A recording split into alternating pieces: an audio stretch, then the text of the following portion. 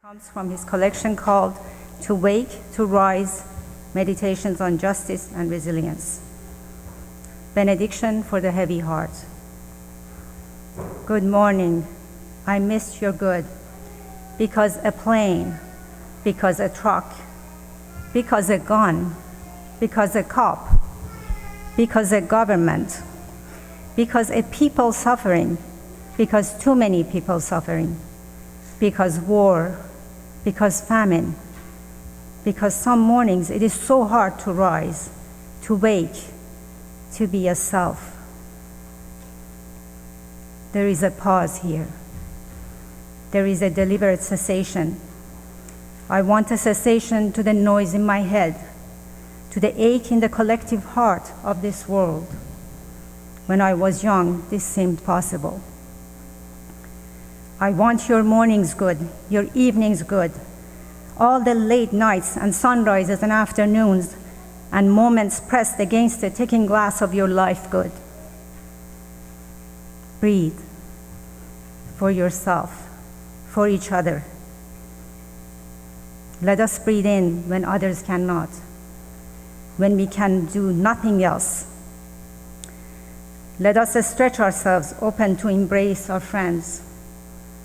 Extend our bodies outward to anyone willing to meet us, and even those we think may not be willing. Let us hold each other for this moment, for this blink of human existence.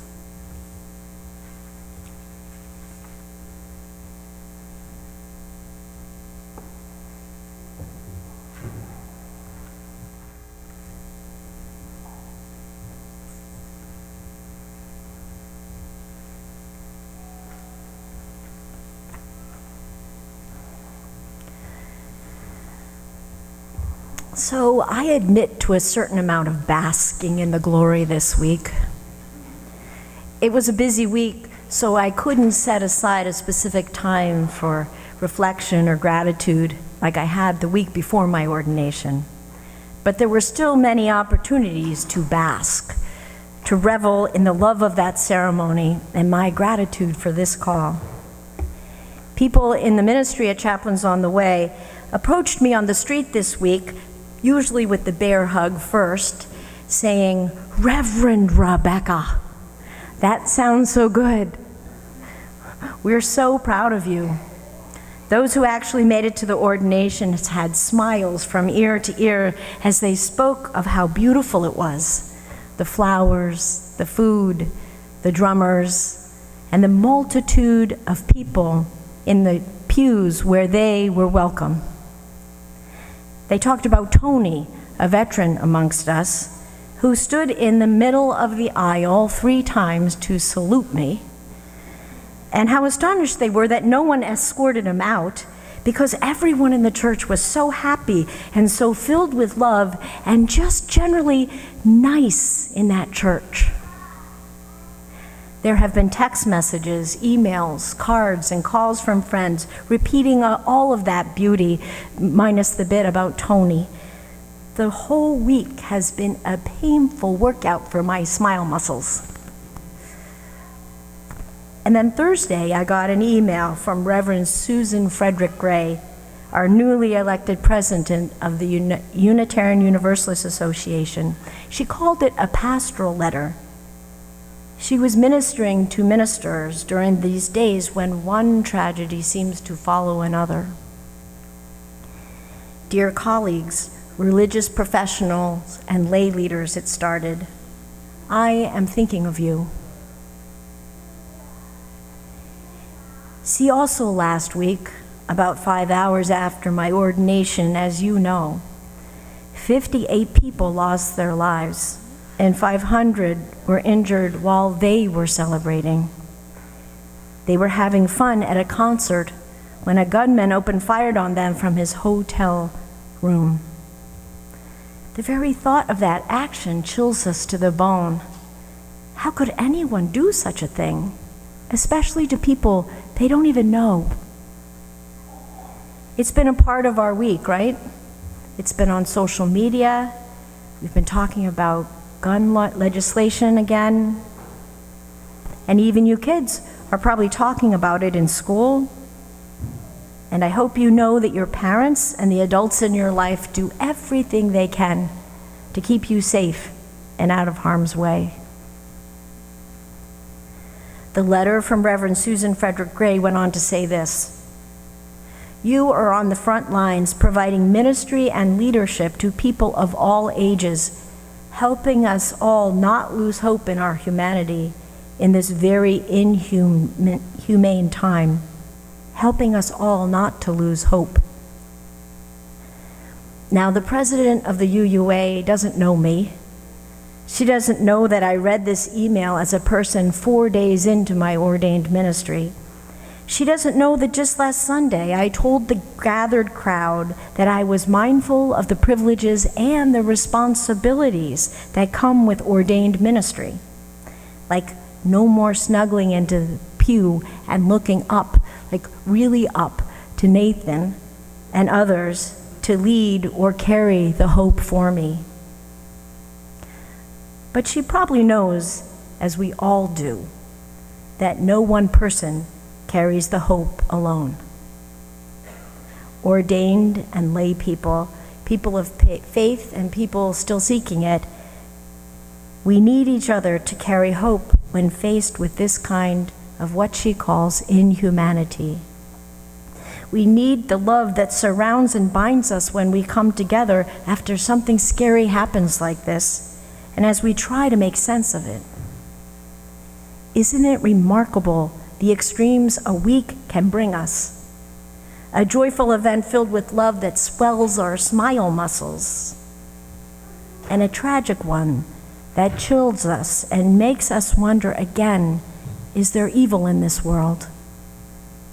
How do we hold all of that? As Unitarian Universalists, many of us choose to take a wide girth around the word evil altogether. But if we were to look it face on, we might think of evil as a description of an action and not as the person who committed that action.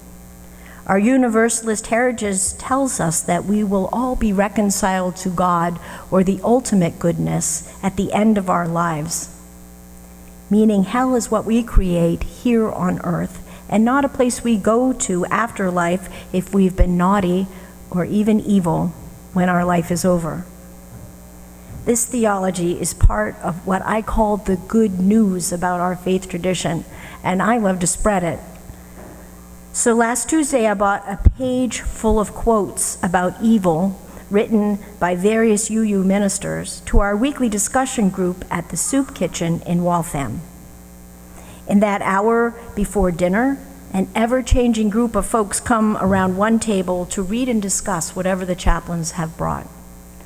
Often it's Bible scripture, but it can also be a poem from Mary Oliver or Rumi, or it can be some beautiful pictures that we've cut out from National Geographic's. Chaplains on the Way is a ministry of spiritual companioning to people of all faith and people who have no faith in this moment. So around that table, we can usually have a born-again Christian, an Episcopalian, some Catholics, some former Catholics, an atheist or two, and one or two people who are just coming because they're curious and looking for company. Some of us are housed, some of us are sheltered, some of us slept outside the night before. The only rule at this table is that we respect, or at least tolerate, the right for each person to have a different spiritual truth. That and the smell of dinner cooking is what keeps the occasional heated conversation from bursting into flames. And this conversation on evil tested our tolerance for each other. But we passed in flying colors. I think people can definitely be evil, said Paul, a big guy who lost 3 decades of his life to drugs after he lost his infant son and the family he had created. I've known people who could slice you up and then step over you to go have breakfast. Listen, I've been there. But, he said, shrugging his shoulders, people can change too. I know because I have. Jimmy, another big guy, who is 2 years sober and just regaining connection with his children, had a different view. Evil comes from the evil one, he told us. The devil is always looking for ways to get inside us, to trip us up, to put a wedge between us and what is good. That's why it's so much easier to do bad than it is to do good. Everyone seemed to agree that doing bad was, or used to be, their first impulse, and that doing good took all their focus. Looking around the table, my heart just filled with love for these men and women. Just the fact that they join this circle and become vulnerable to each other seems like a miracle. Many of them are living or once lived in that hell on earth I mentioned earlier. It's the one we can create for ourselves. But let's be real. For people who lack resources and money, this hell is fueled by systemic injustice that offers few opportunities to grow beyond our mistakes. Homelessness and addiction cause so much shame, but the veil is thin that separates us from each other, and mostly all I see in these folks is their goodness.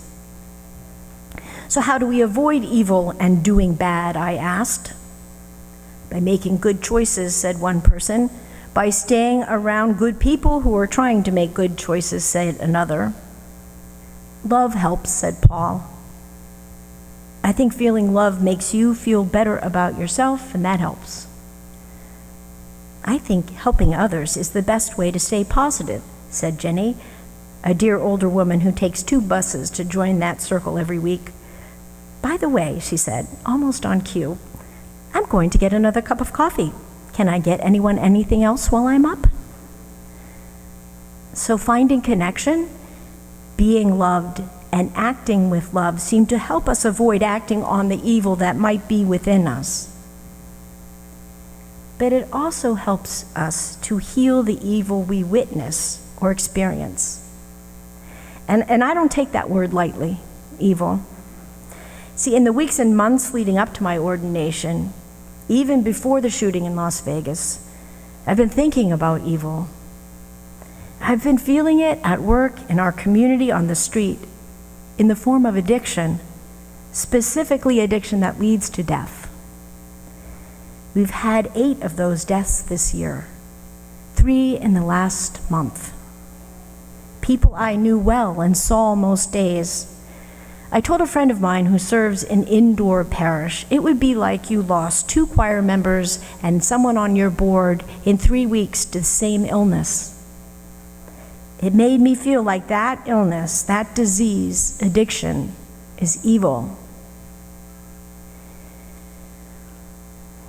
My colleague, Reverend Victoria Safford, says she has a subjective way of deciding whether something bears the weight of that word evil. It's not the magnitude of the event, she says, nor the cold-heartedness of those involved, or even the historical impact. It's the degree of heartbreak that I feel, the shattering of my hope. Truly, my heart has been broken by these losses, and there are times when I lose hope that it will ever end. But listen, this happens too. Just when that evil disease takes away someone we cherish, that's when love shows up. At each of the 8 memorial services we've held this year, there is a time for people to come up and share a story about the friend we have lost. We have this beautiful glass bowl with colorful glass stones all around it. And at the end of their story, they pick up a stone and drop it plunk into the water. And as the storytelling goes on, that mound of color grows, piecing together all the pieces of our friend and making them whole again. Each story is told in love and shows a love between 2 people. He was the first guy I met when I became homeless. He said, "Dude, you need something to eat." And he took me to Hannaford's, bought me some bologna and a loaf of bread with his food stamps. She always hugged me Whenever she saw me, she always hugged all of us. He gave me his blanket on a cold night. He was a stand-up guy. He'd give you anything you needed. He was so funny. He could make me laugh with that smirky smile of his. I love him, and I'm going to miss him lots. This is the love that gives hope back to me. Hope that our community can survive these losses and this disease that feels evil to me at times. Together, we find connection. We feel loved, and so we act in love towards each other. So evil is a mystery to me, but fortunately, there are no absolute answers in this faith tradition, the one I was just ordained into. Here's what I do know. Whenever there is love, whenever there is evil, then comes love. Climbing into the rubble of a bombed out burning, raising its voice in political protest. Whenever there is evil, then comes love, beckoning us back to the circle, offering us acceptance and another chance. Friends, in this time of destruction, where we wonder about evil inside ourselves or in another, when we are tightened by that fear, let's remember Mason's words: breathe for yourself, for each other. Let us breathe in when others cannot. Let us hold each other in this moment, for this blink of human existence. May that be so, and amen.